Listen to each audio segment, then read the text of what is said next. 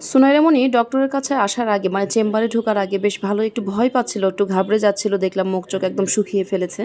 তো ছোট মানুষ ডক্টরের কাছে আসলে আমরা বড়রাও একটু ঘাবড়িয়ে যাই। তো কেমন হবে না হবে একটু ভয় পেয়ে যায়, বা ইঞ্জেকশনের জন্য কিন্তু আমাদের আজ পর্যন্ত ইঞ্জেকশনের জন্য কিন্তু একটু হলে ভয় কাজ করে। তো যেটাই হোক, ছোট মানুষও তো ভয় পাওয়াটা স্বাভাবিক। যেহেতু ওর পাপা এই মুহূর্তে ছিল না, ওর পাপা থাকলে অতটা বেশি সমস্যা হয় না, সামলিয়ে নেয়। কিন্তু যেহেতু ছিল না, এজন্য আমি নিজে একটু টেনশনে পড়ে যাচ্ছিলাম যে কাজ করার সময় মানে ট্রিটমেন্ট চলাকালীন আবার কোনো ঝামেলা করে কিনা বা করতেই দেবে কিনা। তো যাই হোক, আল্লাহর ইচ্ছায় সেরকম কোনো সমস্যা হয়নি। মানে প্রথমে ভয় পেলেও পরে সেটা ঠিক হয়ে গেছে, বা বুঝতে পেরেছে যে আসলে ভয় পাওয়ার মতো কিছু নাই।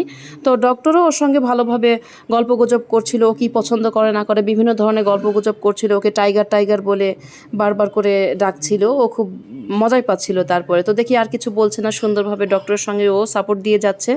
যেভাবে বলছিল ঠিক সেভাবে ও যা যা করতে বলছে সেগুলো করছে। তো প্রথমে আমি নিজেও টেনশানে পরে আর টেনশান ছিল না, সুন্দরভাবে সব কিছুই করেছে আলহামদুলিল্লাহ। ট্রিটমেন্টটাও ভালোভাবেই করতে দিয়েছে। তো যাই হোক, এখন অনেকটা ভালো আছে, দাঁত ব্যথাটাও কমে গেছে, এখন ভালো আছে আলহামদুলিল্লাহ।